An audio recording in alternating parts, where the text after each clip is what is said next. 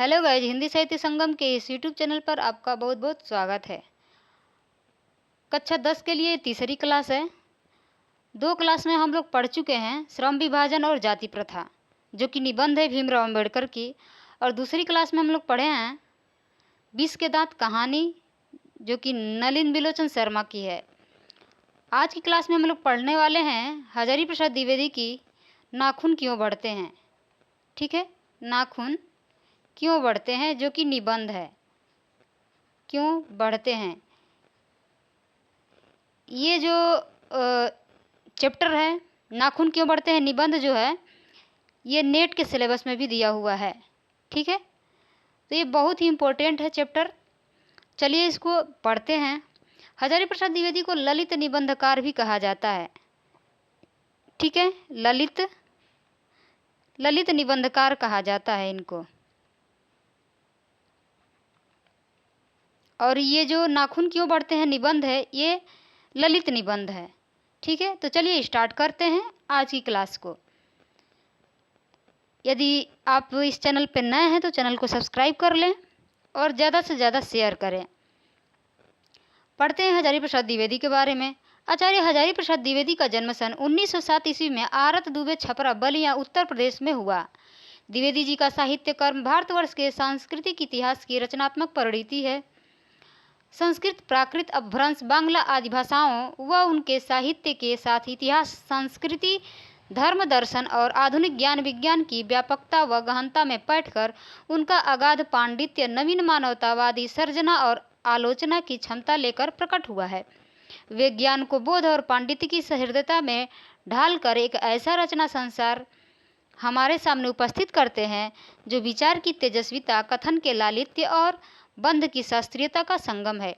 इस प्रकार उनमें एक साथ कबीर, तुलसी और रविंद्रनाथ एकाकार हो उठते हैं। उनकी सांस्कृतिक दृष्टि अपूर्व है। उनके अनुसार भारतीय संस्कृति किसी एक जाति की देन नहीं, बल्कि समय समय पर उपस्थित अनेक जातियों के श्रेष्ठ साधनांशों के लौड़ नीर संजोग से विकसित हुई है। द्विवेदी जी की प्रमुख रचनाएं हैं, यहाँ पे देख लेते हैं।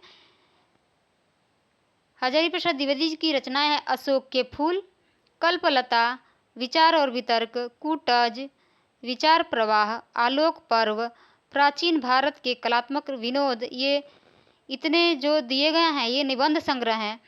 बाणभट्ट की आत्मकथा, चारु चंद्रलेख, पुनर्नवा, अनामदास का पोथा, ये चारों उपन्यास हैं। ठीक है, ये पूछा गया प्रश्न है। अक्सर इस उपन्यास को क्रम से लगाने के लिए आता है पेपर में, तो आप लोग ट्रिक से याद कर लीजिएगा। BCPA, BCPA। ठीक, B से बाणभट्ट की आत्मकथा, C से चारुचंद्र लेख, P से पुनर्नवा और A से अनामदास का पोथा। ठीक है, यही चारों इनके उपन्यास हैं। अक्सर एक प्रश्न और यहाँ पे पूछा जाता है कि जो बाणभट्ट की आत्मकथा है ये कौन सी विधा है, तो अक्सर लोग आत्मकथा लगाते हैं, लेकिन ये आत्मकथा नहीं है बल्कि उपन्यास है। ठीक है, चलिए बढ़ते हैं आगे। सूर साहित्य, कबीर, मध्यकालीन बोध का स्वरूप, नाथ संप्रदाय, कालिदास की लालित योजना, हिंदी साहित्य का आदिकाल, हिंदी साहित्य की भूमिका, हिंदी साहित्य उद्भव और विकास, ये आलोचनात्मक साहित्य ऐतिहासिक हैं। ठीक, ये साहित्य का इतिहास है, हिंदी साहित्य का आदिकाल, हिंदी साहित्य की भूमिका, हिंदी साहित्य उद्भव और विकास। ठीक है, और ये जो नाथ संप्रदाय है, कालिदास की लालित योजना है, सूर साहित्य है, कबीर है, मध्यकालीन बोध का स्वरूप है, ये सब आलोचनात्मक कृति है। ठीक है, बढ़ते हैं अगली रचना की तरफ। संदेश राशक पृथ्वीदास नाथ सिद्धों की बानियाँ एक ग्रंथ संपादन है। इन सब रचनाओं का ये संपादन किए हैं। ठीक है, विश्व भारती शांति निकेतन पत्रिका का संपादन, ये विश्व भारती जो है पत्रिका है। द्विवेदी जी को आलोक पर्व पर साहित्य अकादमी पुरस्कार, भारत सरकार द्वारा पद्म विभूषण सम्मान एवं लखनऊ विश्वविद्यालय द्वारा D.Litt की उपाधि मिली। वे काशी हिंदू विश्वविद्यालय, शांति निकेतन विश्वविद्यालय, चंडीगढ़ विश्वविद्यालय आदि में प्रोफेसर एवं प्रशासनिक पदों पर रहे। सन 1979 में दिल्ली में उनका निधन हुआ। चलिए बढ़ते हैं आगे। हजारी प्रसाद द्विवेदी ग्रंथावली से लिए गए प्रस्तुत निबंध में प्रख्यात लेखक और निबंधकार का मानववादी दृष्टिकोण प्रकट होता है। इस ललित निबंध में लेखक ने बार बार काटे जाने पर भी बढ़ जाने वाले नाखूनों के बहाने अत्यंत सहज शैली में सभ्यता और संस्कृति की विकास गाथा उद्घाटित कर दिखाई है। एक और नाखूनों का बढ़ना मनुष्य की आदिम पाश्विक वृत्ति और संघर्ष चेतना का प्रमाण है, तो दूसरी ओर उन्हें बार बार काटते रहना और अलंकृत करते रहना मनुष्य के सौंदर्य बोध और सांस्कृतिक चेतना को भी निरूपित करता है। लेखक ने नाखूनों के बहाने मनोरंजक शैली में मानव सत्य का दिग्दर्शन कराने का सफल प्रयत्न किया है। यह निबंध नई पीढ़ी में सौंदर्य बोध, इतिहास चेतना और सांस्कृतिक आत्मगौरव का भाव जगाता है। अब पढ़ते हैं इस निबंध को। निबंध है, नाखून क्यों बढ़ते हैं। बच्चे कभी कभी चक्कर में डाल देने वाले प्रश्न कर बैठते हैं। अल्पज्ञ पिता बड़ा दयनीय जीव होता है। मेरी छोटी लड़की ने जब उस दिन पूछ दिया कि आदमी के नाखून क्यों बढ़ते हैं, तो मैं कुछ सोच ही नहीं सका। हर तीसरे दिन नाखून बढ़ जाते हैं। बच्चे कुछ दिन तक अगर उन्हें बढ़ने दें तो माँ बाप अक्सर उन्हें डांटा करते हैं, पर कोई नहीं जानता कि ये अभागे नाखून क्यों इस प्रकार बढ़ा करते हैं। काट दीजिए, वे चुपचाप दंड स्वीकार कर लेंगे, पर निर्लज्ज अपराधी की भांति फिर छूटते ही सेंध पर हाजिर। आखिर ये इतना बेहया क्यों है। कुछ लाख ही वर्षों की बात है, जब मनुष्य जंगली था, वन मानुष जैसा, उसे नाखून की जरूरत थी। उसकी जीवन रक्षा के लिए नाखून बहुत जरूरी थे। असल में वही उसके अस्त्र थे। दांत भी थे, पर नाखून के बाद ही उनका स्थान था। उन दिनों उसे जूझना पड़ता था, प्रतिद्वंदियों को पछड़ना पड़ता था। नाखून उसके लिए आवश्यक अंग था। फिर धीरे धीरे वह अपने अंग से बाहर की वस्तुओं का सहारा लेने लगा। पत्थर के ढेले और पेड़ की ढालें काम में आने लगा। रामचंद्र जी की वानरी सेना के पास ऐसे ही अस्त्र थे। उसने हड्डियों के भी हथियार बनाए। इन हड्डी के हथियारों में सबसे मजबूत और सबसे ऐतिहासिक था देवताओं के राजा का वज्र, जो दधीच मुनि की हड्डियों से बना था।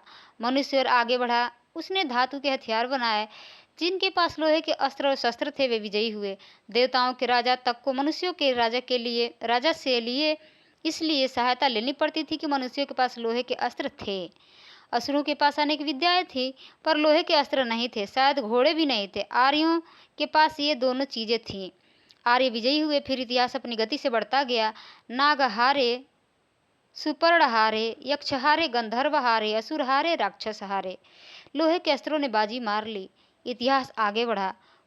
पलीते वाली बंदूकों ने, कारतूसों ने, तोपों ने, बमों ने, बम वर्षक वायुयानों ने इतिहास को किस कीचड़ भरे घाट तक घसीटा है, यह सबको मालूम है। नखधर मनुष्य अब एटम बम पर भरोसा करके आगे की ओर चल पड़ा है, पर उसके नाखून अब भी बढ़ रहे हैं। अब भी प्रकृति मनुष्य को उसके भीतर वाले अस्त्र से वंचित नहीं कर रही है। अब भी यह याद दिला देती है कि तुम्हारे नाखून को भुलाया नहीं जा सकता। तुम वही लाख वर्ष के पहले के नख दंतावलंबी जीव हो, पशु के साथ एक ही सतह पर विचरण करने वाले और चरने वाले। ततः किम, मैं हैरान होकर सोचता हूँ कि मनुष्य आज अपने बच्चों को नाखून न काटने के लिए डांटता है। किसी दिन कुछ थोड़े लाख वर्ष पूर्व वह अपने बच्चों को नाखून नष्ट करने पर डांटता रहा होगा, लेकिन प्रकृति है कि अब भी नाखून को जिलाए जा रही है, और मनुष्य है कि वह अब भी उसे काटे जा रहा है। वे कमबख्त रोज बढ़ते हैं, क्योंकि वे अंधे हैं, नहीं जानते कि मनुष्य को इससे कोटि कोटि गुना शक्तिशाली अस्त्र मिल चुका है। मुझे ऐसा लगता है कि मनुष्य अब नाखून को नहीं चाहता। उसके भीतर बर्बर युग का कोई अवशेष रह जाए, यह उसे असह्य है। लेकिन यह भी कैसे कहूँ, नाखून काटने से क्या होता है। मनुष्य की बर्बरता घटी कहाँ है, वह तो बढ़ती ही जा रही है। मनुष्य के इतिहास में हिरोशिमा का हत्याकांड बार बार थोड़े ही हुआ है, यह तो उसका नवीनतम रूप है। मैं मनुष्य के नाखून की ओर देखता हूँ तो कभी कभी निराश हो जाता हूँ। ये उसकी भयंकर पाशवी वृत्ति के जीवंत प्रतीक हैं। मनुष्य की पशुता को जितनी बार भी काट दो, वह मरना नहीं जानती। कुछ हजार साल पहले मनुष्य ने नाखून को सुकुमार विनोदों के लिए उपयोग में लाना शुरू किया था। वात्स्यायन के कामसूत्र से पता चलता है कि आज से 2000 वर्ष पहले का भारतवासी नाखूनों को जम के संवारता था। उनके काटने की कला काफी मनोरंजक बताई गई है। त्रिकोण, वर्तुलाकार, चंद्राकार, दंतुल आदि विविध आकृतियों के नाखून उन दिनों विलासी नागरिकों के न जाने किस काम आया करते थे। उनको शिक्षक मोम और अलग तक आलता से यत्नपूर्वक रगड़ लाल रगड़कर लाल और चिकना बनाया जाता था। गौड़ देश के लोग उन दिनों बड़े बड़े नखों को पसंद करते थे और दाक्षिणात्य लोग छोटे नखों को। अपनी अपनी रुचि है, देश की भी और काल की भी, लेकिन समस्त अधोगामिनी वृत्तियों को और नीचे खींचने वाली वस्तुओं को भारतवर्ष ने मनुष्योचित बनाया है। यह बात चाहूँ भी तो भूल नहीं सकता। मानव शरीर का अध्ययन करने वाले प्राणी विज्ञानियों का निश्चित मत है कि मानव चित्त की भांति मानव शरीर में भी बहुत सी अभ्यास जन्य सहज वृत्तियां रह गई हैं। दीर्घकाल तक उनकी आवश्यकता रही है। अतएव शरीर ने अपने भीतर एक ऐसा गुण पैदा कर लिया है कि वे वृत्तियां अनायास ही और शरीर के अनजाने में भी अपने आप काम करती है। नाखून का बढ़ना उसमें से एक है, कोस का बढ़ना दूसरा, दांत का दोबारा उठना तीसरा है, पलकों का गिरना चौथा है, और असल में सहजात वृत्तियां अनजान स्मृतियों को ही कहते हैं। हमारी भाषा में इसके उदाहरण मिलते हैं। अगर आदमी अपने शरीर की, मन की और वाक की अनायास घटने वाली वृत्तियों के विषय में विचार करे तो उसे अपनी वास्तविक प्रवृत्ति पहचानने में बहुत सहायता मिले। पर कौन सोचता है? सोचना तो क्या, उसे कहाँ इतना भी पता नहीं चलता कि उसके भीतर नख बढ़ा लेने की जो सहजात वृत्ति है वह उसके पशुत्व का प्रमाण है। उन्हें काटने की जो प्रवृत्ति है वह उसकी मनुष्यता की निशानी है। और यद्यपि पशुत्व के चिन्ह उसके भीतर रह गया है, पर वह पशुत्व को छोड़ चुका है। पशु बनकर वह आगे नहीं बढ़ सकता, उसे कोई और रास्ता खोजना चाहिए। अस्त्र बढ़ाने की प्रवृत्ति मनुष्यता की विरोधनी है। मेरा मन पूछता है, और किस ओर मनुष्य किस ओर बढ़ रहा है? पशुता की ओर या मनुष्यता की ओर? अस्त्र बढ़ाने की ओर या अस्त्र काटने की ओर? मेरी निर्बोध बालिका ने मानो मनुष्य जाति से ही प्रश्न किया है। जानते हो नाखून क्यों बढ़ते हैं? यह हमारी पशुता के अवशेष है। मैं भी पूछता हूँ, जानते हो यह अस्त्र शस्त्र क्यों बढ़ रहा है? यह हमारी पशुता की निशानी है। भारतीय भाषा में प्राय ही अंग्रेजी के इंडिपेंडेंस शब्द का समानार्थक शब्द नहीं व्यवहृत हुआ। 15 अगस्त को जब अंग्रेजी भाषा के पत्र इंडिपेंडेंस की घोषणा कर रहे थे, देसी भाषा के पत्र स्वाधीनता दिवस की चर्चा कर रहे थे। इंडिपेंडेंस का अर्थ है अनधीनता या किसी की अधीन का भाव, अधीनता का अभाव, पर स्वाधीनता शब्द का अर्थ है अपने ही अधीन रहना।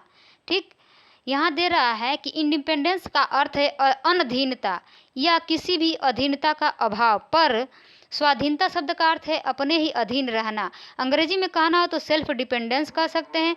मैं कभी कभी सोचता हूँ कि इतने दिनों तक अंग्रेजी की अनुवर्तिता करने के बाद भी भारतवर्ष इंडिपेंडेंस को अनधीनता क्यों नहीं कह सकता, क्यों नहीं कह सका? उसने अपनी आज़ादी के जितने भी नामकरण किए, स्वतंत्रता, स्वराज, स्वाधीनता, उन सब में स्व का बंधन अवश्य रखा।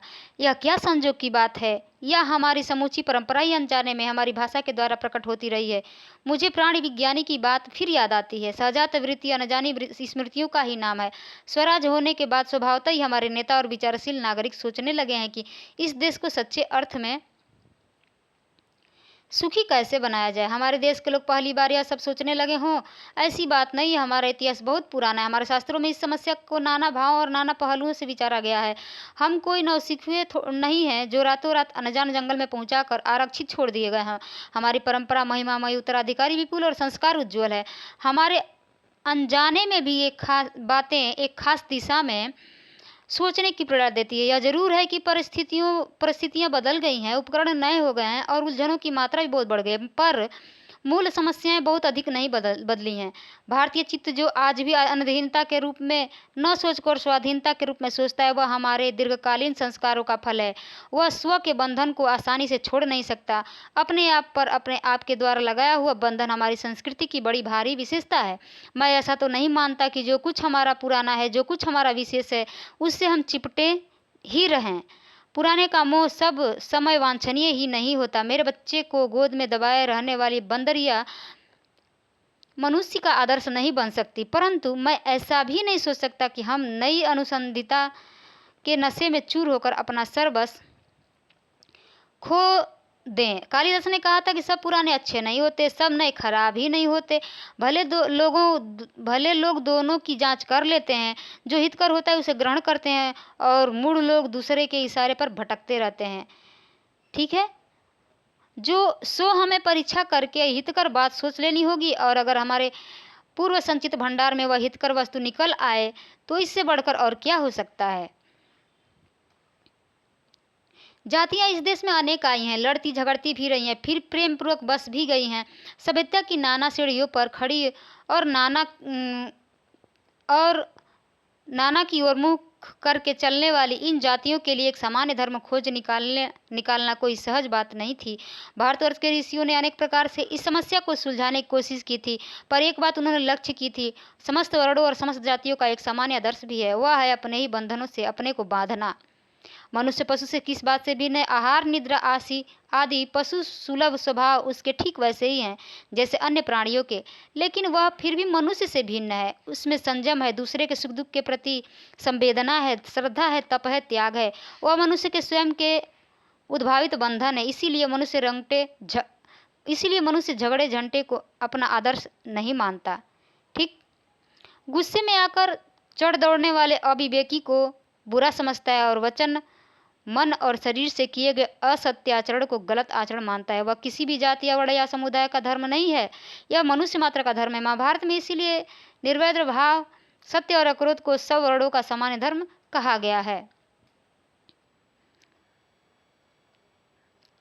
एतद्विदितं श्रेष्ठम सर्वभूतेषु भारत निर्वैरता महारथ सत्यम क्रोध एव च। अन्यत्र इसमें निरंतर दानशीलता को भी गिनाया गया है। गौतम ने ठीक ही कहा था कि मनुष्य की मनुष्यता यही है कि वह सबके सुख दुख का सहानुभूति के साथ देखता रहे, सुख दुख को सहानुभूति के साथ देखता है। यह आत्मनिर्मित बंधन ही मनुष्य को मनुष्य बनाता है। अहिंसा, सत्य और अक्रोध मूलक धर्म का मूल उत्स यही है। मुझे आश्चर्य होता है कि अनजान में भी हमारी भाषा में यह भाव कैसे रह गया है, लेकिन मुझे नाखून के बढ़ने पर आश्चर्य हुआ था। अज्ञान सर्वत्र आदमी को पछाड़ता है, अज्ञान सर्वत्र आदमी को पछाड़ता है और आदमी है कि सदा उससे लोहा लेने की कमर कसे हैं। एक कोटेशन पूछा गया है, मनुष्य को सुख कैसे मिलेगा? बड़े बड़े नेता कहते हैं वस्तुओं की कमी है और मशीन बैठाओ और उत्पाद बढ़ाओ, धन की वृद्धि करो, वायु उपकरणों की ताकत बढ़ाओ। एक बूढ़ा था, उसने कहा था, बाहर नहीं भीतर की ओर देखो, हिंसा को मन से दूर करो, मिथ्या को हटाओ, क्रोध और द्वेष को दूर करो, लोग के लिए कष्ट सहो, आराम की बात मत सोचो, प्रेम की बात सोचो, आत्मदोषण की बात सोचो, काम करने की बात सोचो। उसने कहा, प्रेम ही बड़ी चीज है, क्योंकि वह हमारे भीतर है, उससे निकलता पशु की प्रवृत्ति है, स्व का बंधन मनुष्य का स्वभाव है। बूढ़े की बात अच्छी लगी या नहीं पता नहीं, उसे गोली मार दी गई। लो, आदमी के नाखून बढ़ने की प्रवृत्ति ही भावी हुई। मैं हैरान होकर सोचता हूँ, बूढ़े ने कितनी गहराई में बैठकर मनुष्य की वास्तविक चरितार्थ का पता लगाया था। ऐसा कोई दिन आ सकता है जबकि मनुष्य के नाखूनों का बढ़ना बंद हो जाएगा। प्राणी शास्त्रियों का ऐसा अनुमान है कि मनुष्य का अनावश्यक अंग उसी प्रकार झड़ जाएंगे जिस प्रकार उसकी पूंछ झड़ गई। जिस प्रकार उसकी पूंछ झड़ गई, उस दिन मनुष्य की पशुता विलुप्त हो जाएगी। शायद उस दिन वह मरणास्त्रों का प्रयोग भी बंद कर देगा। तब तक इस बात से छोटे बच्चों को परिचित करा देना वांछनीय जान पड़ता है कि मनुष्य की अपनी इच्छा है, अपना आदर्श है। बृहत्तर जीवन में अस्त्र शस्त्रों का बढ़ने देना मनुष्य की अपनी इच्छा की निशानी है और उनकी बाढ़ को रोकना मनुष्यत्व का तकाजा है। मनुष्य में जो घृणा है, जो अनायास बिना सिखाए आ जाती है, वह पशुत्व का द्योतक है और अपने को संयत रखना, दूसरे के मनोभावों का आदर करना मनुष्य का स्वधर्म है। बच्चे यह जाने तो अच्छा हो कि अभ्यास और तप से प्राप्त वस्तुएं मनुष्य की महिमा को सूचित करती हैं। सफलता और चरितार्थता में अंतर है। मनुष्य मरणास्त्रों के संचयन से, बाह्य उपकरणों के बाहुल्य से उस वस्तु को पा भी सकता है जिसे उसने बड़े आडंबर के साथ सफलता नाम दे रखा है, परंतु मनुष्य की चरितार्थता प्रेम में है, मैत्री में है, त्याग में है, अपने को सबके मंगल के लिए निशेष भाव से देने में है। नाखूनों का बढ़ना मनुष्य की उस अंध सहजात वृत्ति का परिणाम है जो उसके जीवन में सफलता ले आना चाहती है। उसको काट देना उस स्वनिर्धारित आत्मबंधन का फल है जो उसे चरितार्थता की ओर ले जाती है। कमबख्त नाखून बढ़ते हैं तो बढ़े, मनुष्य उन्हें बढ़ने नहीं देगा। ये रहा निबंध। ये निबंध आप लोगों को समझ में आया? कमेंट बॉक्स में ज़रूर बताइएगा। इससे रिलेटेड ये सब प्रश्न दिए गए हैं, इसको ज़रूर से ज़रूर सॉल्व कर लेना इसको, ठीक है। इसका PDF मैं दे दूंगी। तो चलिए, अगली क्लास में हम लोग एक नए चैप्टर को पढ़ेंगे। उस चैप्टर का नाम है बहादुर कहानी, अमरकांत की है, वो पढ़ेंगे, ठीक है।